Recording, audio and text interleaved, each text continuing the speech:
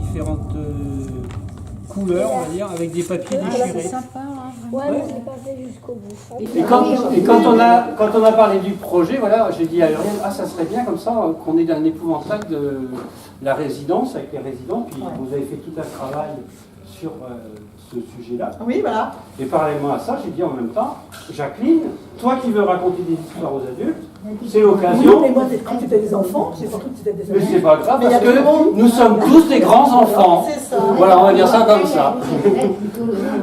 Alors on va faire quelque chose de tout à fait, on va dire spontané. Hein. De temps en temps, on va s'arranger, on va se raconter des histoires, Voilà. etc. Alors, Jacqueline, ça va, t'es en forme? Oui, si on peut dire, oui. Non, parce que si tu me disais, ah, comme ça et ça, je te raconte. Oui, mais quand t'es parti après. Mais oui, mais alors voilà. c'est pas pareil, quoi. Alors c'est pas pareil. Mais vous savez, Jacqueline, elle se fait toujours des peurs comme ça. Elle a toujours peur, puis après, quand c'est parti. On la laisse? Ouais, on lui laisse la parole. Alors, je commence par une histoire. Tu m'as dit que tu peux faire des oiseaux. Je commence par une histoire d'oiseau. Allez, une histoire Moi, je d'oiseau. vais d'abord vous raconter une histoire d'oiseau. Ça va me mettre en train. Voilà. Celle-là, il y a longtemps que je ne vais pas raconter non plus, mais enfin, peut-être qu'il y en a qui la connaissent. C'était tout au commencement du monde. Lorsque le soleil était apparu dans le ciel et qu'il avait distribué toutes les couleurs à tout ce qui se présentait sur la terre. C'est comme si il a mis du vert, du beau vert pour l'herbe. Il a laissé les nuages en blanc, tout comme la laine des moutons. Et le jaguar, lui, était très fier de sa couleur avec ses rayures qu'il avait sur le dos, bien qu'il le méritait pas, lui. Hein. Puis enfin, tout le monde était content, sauf les oiseaux. Le soleil, qui s'appelait Inti à l'époque, avait oublié les oiseaux.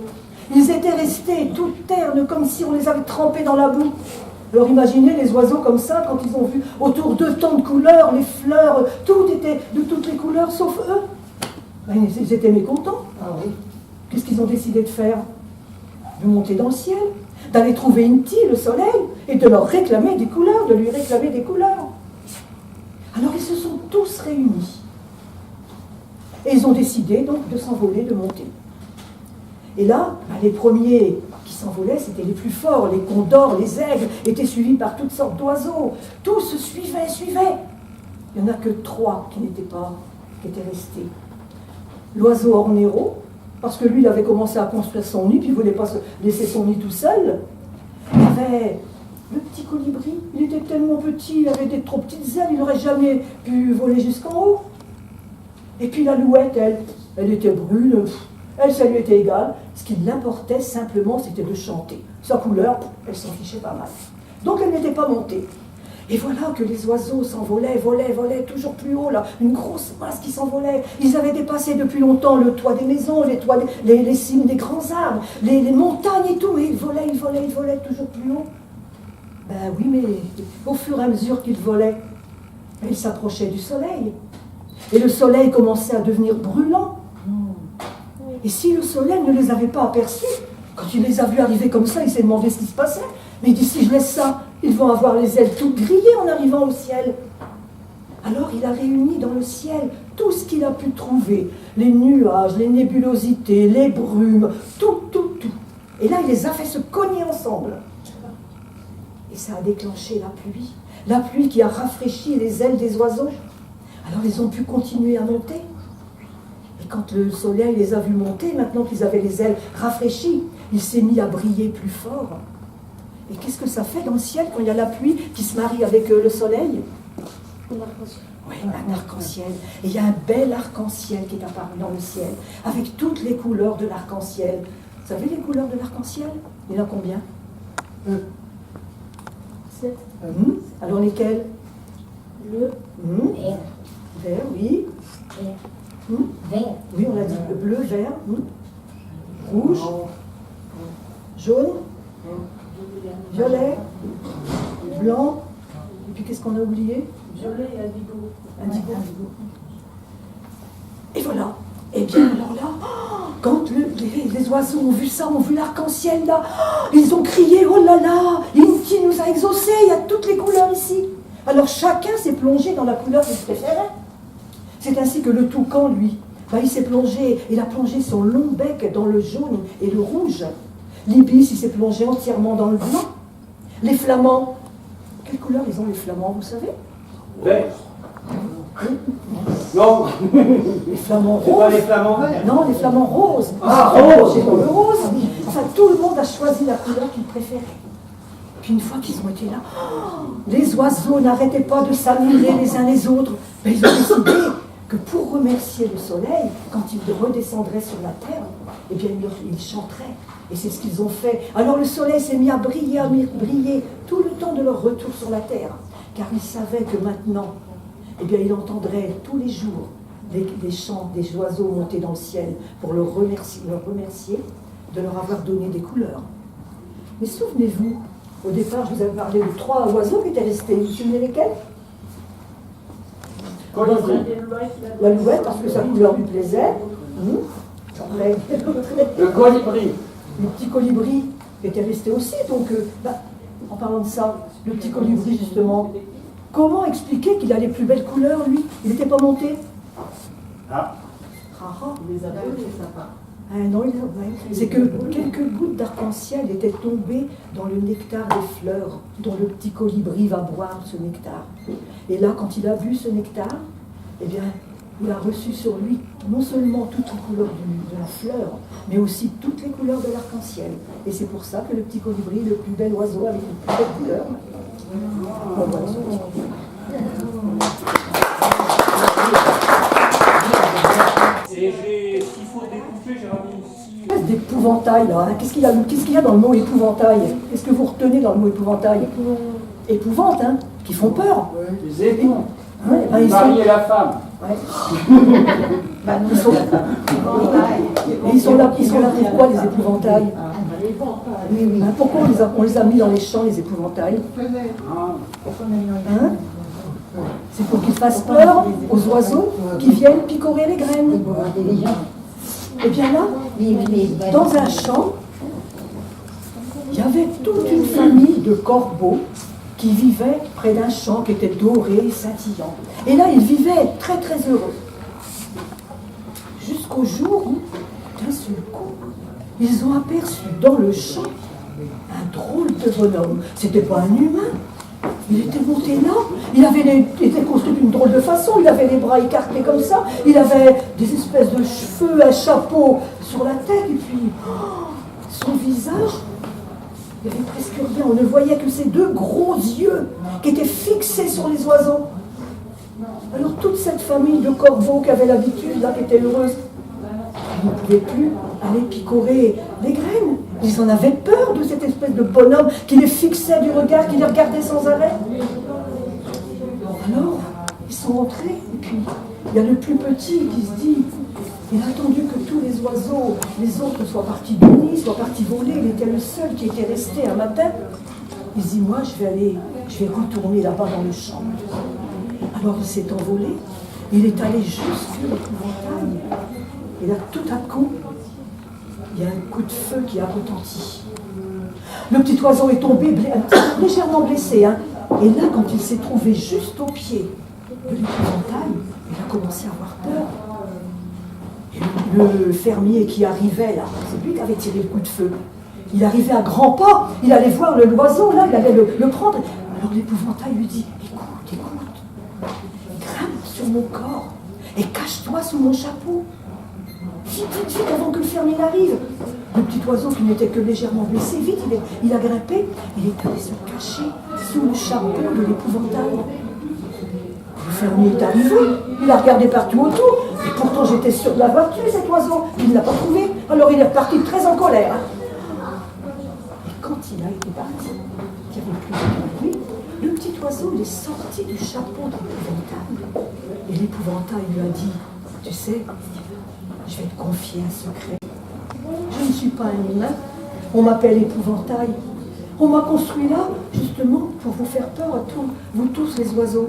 Mais moi, c'est pas mon intention, hein. J'ai pas envie, moi, de vous faire peur comme ça. Alors, écoute, tu sais pas ce qu'on va faire, hein. Eh bien, viens prendre ce que tu veux comme graine autour de moi. Et puis, surtout, quand tu repartiras dans ta famille, je vais te demander un un petit secret, là, un petit service de bien. Ne leur dis pas ce que je t'ai confié. Ne leur parle pas de moi. Tu me promets? Le petit corbeau, il a promis, ne dirait rien. Et voilà que le lendemain, d'un seul coup, l'épouvantail qui était resté seul, il aimait bien le petit oiseau finalement. Oh, il a vu l'oiseau, le corbeau qui arrivait là. Il se dit, oh, ne m'a pas oublié, il revient me rendre visite, oh, comme je suis heureux. Le petit corbeau est arrivé. L'épouvantail a vu arriver d'un seul coup là, un gros nuage. Toute la famille corbeau qui arrivait, qui se sont mis à picorer, à gratter partout pour récupérer le plus de graines possible. Alors, l'épouvantail était là, il regardait, il ne pouvait rien faire. Il a dit au petit corbeau, là, son ami, il a dit, mais écoute, je t'en prie, arrête-le un petit peu, qu'ils arrêtent ce massacre. Mais le petit corbeau a laissé faire. Et quand ils ont récupéré toutes les graines qu'ils voulaient, ils se sont envolés. Mais l'épouvantail a dit au petit corbeau, c'est comme ça que tu as tenu ta promesse. Je t'avais dit de ne rien dire à tous. Et toi, c'est comme ça. Mais tu n'as pas de cœur, voyons. Le petit corbeau lui a répondu, mais toi, tu es fait de paille, tu es fait de bois, tu es fait de tissu, tu es fait de rien finalement. Mais ma famille, elle est faite de chair. Et puis, elle n'a plus rien à manger. Elle a très faim. Il fallait bien les laisser se nourrir. Et puis là, il est reparti, laissant l'épouvantail dans cette situation. Bien sûr, quand le fermier est arrivé, alors là qu'il a vu tout son champ saccagé, il s'est mis dans une colère pas possible. Et là, eh bien, le petit corbeau, là, qui avait été nourri de sa famille, le petit corbeau, il n'a pas vu le fermier en colère comme ça après l'épouvantail. Il n'a pas vu non plus, il n'était pas là. Quand le fermier a mis le feu à l'épouvantail et l'a brûlé entièrement, il n'a pas vu dans ses gros yeux la détresse qu'il était, surtout d'avoir été trompé par quelqu'un qu'il prenait pour un ami. C'est un épouvantail. Et évidemment, on a dit, un épouvantail, enfin c'est vous qui me l'avez dit, c'est fait pour faire peur aux oiseaux, pour pas qu'on mange nos fruits, pour pas qu'on mange nos graines, pour pas qu'on mange nos légumes, etc. Et puis finalement, quand on a réalisé cet épouvantail, à partir de rien, on est parti d'un abat-jour. C'est rien un abat-jour, un vieil abat-jour qui était destiné à la poubelle, et puis des bouteilles qu'on avait gardées dans mon petit bazar d'animation. Et en fait, on a commencé par faire une jupe. Puis après, on s'est dit, oh, ben, il lui manque le corps, et puis il lui manque la tête, et puis il lui manque des bras. Et puis, pourquoi pas lui mettre un petit panier, en récupérant des vieilles feuilles plastifiées où on avait fait des photos d'arbres qui étaient prêtes à jeter puisque c'était du passé. Alors, on a pris tous ces objets et on a créé cette petite personne. Et puis finalement, quand on la regarde, elle a des grands cils, elle a des grands yeux, elle a un grand nez, elle a une grande bouche. Et puis on se dit, finalement, elle va pas faire très peur aux oiseaux, notre épouvantail. Non. Alors déjà, c'est une fille, c'est pas un bonhomme, donc déjà, on n'a pas la carrure du gros épouvantail qui fait peur, un peu comme moi, si je me mets comme ça. Et alors, on a essayé de lui donner un nom. Vous vous rappelez? Alors, on a fait un petit atelier d'écriture, un petit peu un atelier de souvenirs, de plein de choses. On a cherché. Alors, on a pris l'étymologie du mot épouvantail, on a cherché à quoi ça servait. Et puis finalement, on s'est dit, puisque elle ne fait pas peur, eh ben, on va lui donner un tout autre sens à notre épouvantail. Et puis finalement, c'est plus un épouvantail. Alors, on l'a appelé Fleurette. Et puis, il y a une dame qui m'a dit, on aurait pu l'appeler aussi Mystère. Alors, je dis mystère, mais quel mystère? Alors, elle a dit, la mise de la terre, puisqu'on va la planter dans la terre. Ah, je dis, oui, d'accord, la mise de la terre. Mais je dis, il y a aussi autre chose dans mystère. Ah bah oui, il y a mystère, mystérieux. En fin de compte, toutes ces histoires d'épouvantail que nous a raconté la dame, finalement, elles sont assez mystérieuses, ces histoires, parce qu'elles sont un petit peu folles. Avec les oiseaux, tout ça, on part dans un autre monde. Et puis alors, on a mis que notre petite poupette qui s'appelle Fleurette, en fait, c'était mystère ou mystère, dans les deux sens du terme, finalement. Et puis après, il y a une autre dame qui m'a dit, oh, mais celle-là, elle est sans peur et sans reproche. On ne peut pas lui reprocher quoi que ce soit parce qu'elle est super sympa. Et puis, nous, on n'a pas envie non plus d'avoir un épouvantail dans notre jardin qui nous fasse peur, même le soir quand on ferme notre volet, ou quand si on trouve une petite poupée qui est complètement effrayante devant notre fenêtre, on risque d'avoir peur aussi. Parce qu'on peut croire que c'est quelqu'un qui vient chez nous, à la résidence. Donc ça n'allait pas. Donc celle-ci, elle ne nous fait pas peur du tout. Et puis en fait, en réfléchissant, on s'est dit, qu'est-ce que l'inverse d'un épouvantail? Et il y a une dame qui m'a dit, bah c'est d'attirer les oiseaux. Ah, je dis, bah ouais, mais alors qu'est-ce qui pourrait attirer les oiseaux? Et puis là, alors on a cherché, on a ramé. Et puis il y a quelqu'un qui m'a dit, eh ben une pigeonnière, un pigeonnier, mais ce sera une pigeonnière puisque c'est une fille. Bon, alors allons-y pour la pigeonnière. Alors ça, c'est notre pigeonnière. Et la pigeonnière de Roquilieu, on est parti sur un petit texte. Et voilà ce qu'elle dit, la pigeonnière de Roquilieu. La pigeonnière de Roquilieu va attirer les oiseaux jusqu'à nous. Nous les invitons à venir chanter, manger, et ils nous remercient de cet accueil, par leur présence qui nous enchante. Épouvante ou enchantement, là est la question. Et voilà, ça se termine comme ça. Notre épouvantail, en fait, à nous, bah, il va attirer les oiseaux pour qu'on les voit dans notre jardin, parce qu'on va faire un grand projet jardin, avec plein de mobiles, plein de choses sensorielles, et puis il y aura notre petite fleurette qui sera dans le jardin. Voilà, donc bravo à vous, mesdames, messieurs. Alors, vous étiez environ entre 7 et 10 personnes à peu près, pas tous en même temps, mais à avoir participé à cette petite chose. Ça nous a pris à peu près 2 semaines environ. Ouais. Et vous avez eu les honneurs de la presse. Je sais Et pas en si tu as plus, vu, si, vous j'ai avez vu. eu Voilà, la photo. et il y avait, dans l'espace. il me semble qu'il y avait monsieur Priou, ici présent, qui était dans le journal, avec 2 autres personnes, un autre monsieur et une autre dame, qui ne sont pas là aujourd'hui, mais voilà. Et ouais, ils étaient ravis, effectivement. Il a fallu agrandir l'article de presse et il est affiché, évidemment, dans le hall de la résidence. Voilà, voilà. Et puis, elle était juste à côté de cette petite dame avec notre petite histoire de fleurette. Ça fait un peu genre de fleurette, hein, tout ça. C'est joli. Hop, voilà. Donc, merci à vous.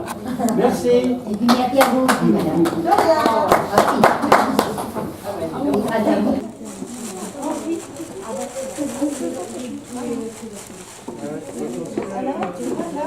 Là, ça tient pas là. Et alors, attends, on va mettre le sourire. Oui, ça va pas tenir là.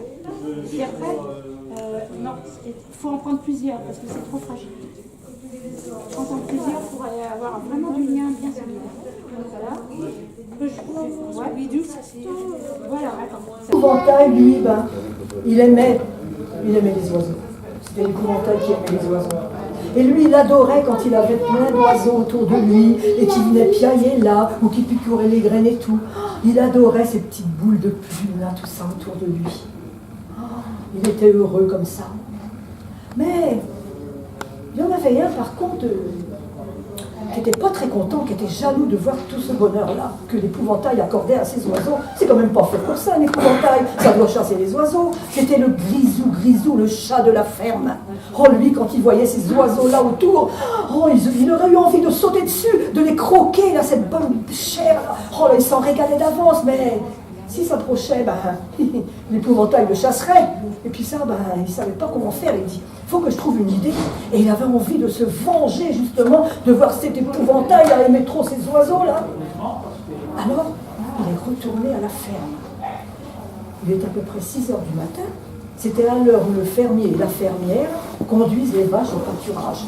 Ils venaient de les traire. Il y avait encore le lait qui était tout fumant, là. Et puis, il y a Grisou qui arrive, et puis il miaulait autour de lui, fiche-nous la paix, Grisou, va-t'en un peu de là, on est pressé. Grisou, qu'est-ce qu'il a fait? D'un élan, il est sauté sur les épaules de son maître, du fermier. Le fermier dit, mais oh, écoute, t'es fou, Grisou, qu'est-ce qu'il te prend? Mais écoute, allez, laisse-moi, va-t'en de là.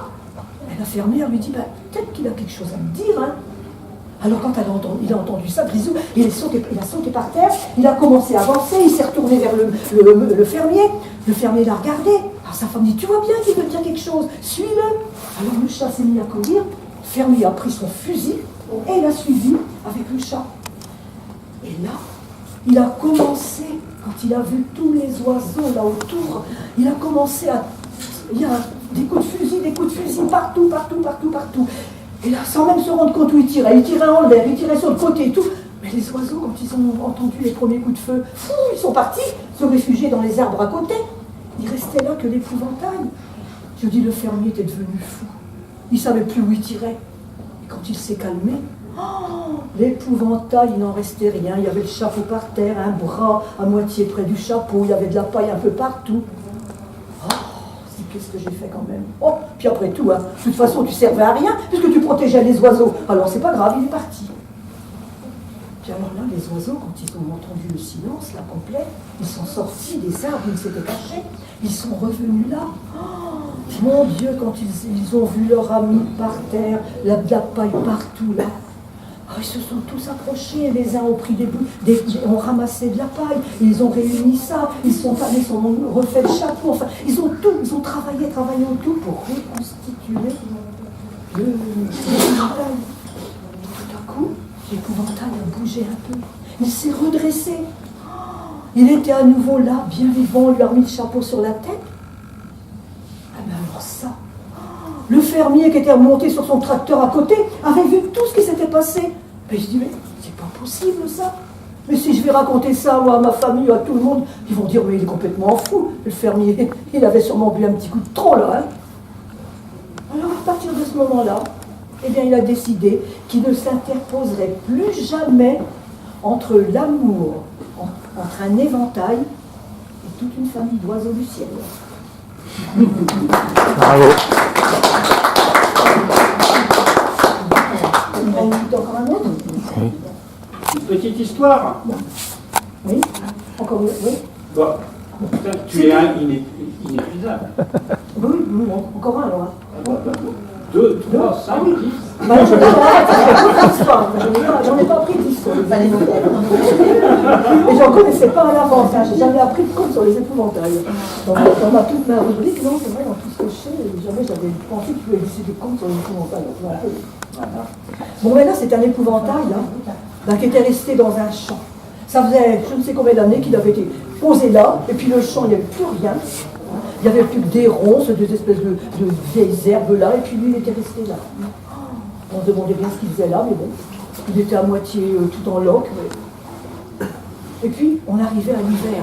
Mais lui, il ne sentait pas le froid. Il y avait un petit vent qui bougeait un petit peu, faisait s'ajoler un petit peu son pantalon, mais bon, il était toujours là, planté quand même. Puis la neige est tombée. Tout était recouvert de neige.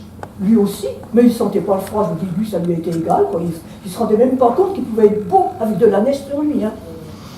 Puis il y a des gens qui sont passés là. Quand ils ont vu toute la neige là, c'est épouvantable ici, tiens, on va lui construire un ami. Ils se sont mis à construire un bonhomme de neige juste à côté de l'épouvantail. Et quand il a été tout construit, le bonhomme de neige, oh, il a été fier, avec sa pipe, avec son ventre bien rebondi, et tout blanc. Alors là, il dit, moi au moins, j'appartiens à la bourgeoisie. Hein. Et pourquoi on m'a mis ici à côté de cette espèce de bonhomme là, tout décharné là? La moisson, on dirait qu'il a que la peau et les os. Ah, c'est pas possible d'être à côté de gens pareils. Puis sa chemise là, qui est toute sale, toute à moitié déchirée. Ah, son pantalon là aussi qui flotte là. Ah, quelle horreur, quelle horreur. Mais qu'est-ce qu'il fait là près de moi? Ah, moi au moins, hein. Ah là, on peut m'admirer, hein. Alors je suis sûre qu'il y a des enfants qui passent là. Hein. Qui est-ce qui vont regarder les enfants? Et les enfants, l'épouvantail, ils croient que les enfants vont regarder. Ah non, ils diront, enlevez-moi une espèce de machin là. C'est moi qu'ils vont admirer. Parce que moi au moins, hein, je présente bien. L'épouvantail, lui, ben, il ne savait pas quoi dire, hein. Il ne répondait pas, il ne disait rien. Ben, c'est triste qu'on entend du mal dire de soi comme ça. C'était pas de sa faute si on l'avait laissé là, avec ses vieux habits qui duraient depuis des années. Il était toujours habillé pareil. Alors là, forcément. Mais voilà que tout à coup, là, au matin, ils ont été réveillés par tous des chants. Les oiseaux qui sont arrivés, qui chantaient. Et le soleil qui a commencé à chauffer. Tout à coup, l'épouvantail, il était bien debout. Qu'est-ce qu'il a vu, l'épouvantail? Il regardait le bonhomme de neige, là. Alors, dis donc, t'es un petit peu bien fier, là, regarde. On dirait que t'es en train de diminuer, là. Et ton gros ventre, là, regarde. Il n'y a presque plus rien. Regarde, tu t'aplatis. T'es sur les genoux, là, regarde. Car le bonhomme de neige, il fondait au fur et à mesure, là, que le soleil chauffait. Ah, bientôt, il n'y aura plus qu'une flaque d'eau. Et quand les gens vont venir, ça fera de la boue. Et ta pipe et ton chapeau qui vont traîner par terre, là. Et ben tu vois, moi, je ne bouge pas. Je suis toujours pareil. Et et voilà comment est la vie. Hein. Et ça peut apprendre aussi aux gens qui ont de la fortune, que la fortune est éphémère, et qu'il ne faut pas se moquer des pauvres gens qui ont des habits, qui ne peuvent pas se payer de beaux habits, comme le bonhomme de neige a fait avec l'épouvantail. Alors, quelquefois, il y a un petit rayon de liberté, un petit rayon pas de soleil vraiment, mais qui vient ajuster un petit peu tout ça, pour faire comprendre à ceux qui sont riches, qui sont vaniteux, qui sont imbus de leur richesse, de leur beauté, que tout ça est éphémère et que d'un jour ou l'autre, ils peuvent se retrouver aussi dans la boue, pire que les épouvantails. Il y en a une toute petite, c'est un épouvantail qui est là tout seul aussi dans un jardin, ça fait longtemps qu'il est là, et puis bon, d'un seul coup, il y a quelqu'un qui vient lui parler. Oh, bonjour monsieur l'épouvantail. Mais qu'est-ce que vous faites là, toujours debout là? Vous ne bougez pas beaucoup. Mais vous ne me répondez pas, monsieur l'épouvantail. Oh bah mince alors, mais je vois bien aussi que même la nuit, vous ne bougez pas, vous êtes toujours pareil. Ben, monsieur l'épouvantail, répondez-moi quand même. Puis là, regardez votre chemise. Ah, elle est sale, elle est déchirée. Vous changez jamais de chemise. Puis votre pantalon là aussi, qui flotte au vent là. Pourquoi vous l'avez fait tenir avec une ficelle? Pourquoi vous n'avez pas mis une belle ceinture? Mais vous ne me répondez jamais, monsieur l'épouvantail. Je vous parle là, répondez-moi quand même. Et pourquoi vous restez toujours planté, que vous ne bougez jamais? Oh, c'est vrai. Et vous n'avez pas de chaussures. C'est pour ça que vous ne pouvez pas vous déplacer, peut-être. Oh, monsieur l'épouvantail, je vous en supplie, parlez-moi. Tout à coup, on entend une autre voix. C'est la maman Moinou qui dit à son petit: mais dis, tu parles tout seul, toi, maintenant? Oh non, maman, je parlais à l'épouvantail, mais il ne veut jamais me répondre. Voilà. L'épouvantail, je ne sais pas trop si j'en veux d'autres. Non, c'est bien, Jacqueline, merci. Sinon, Alors, bravo. Je peux raconter des histoires autrement, si vous voulez. bah, tu peux les... On va partager un peu le verre de l'amitié.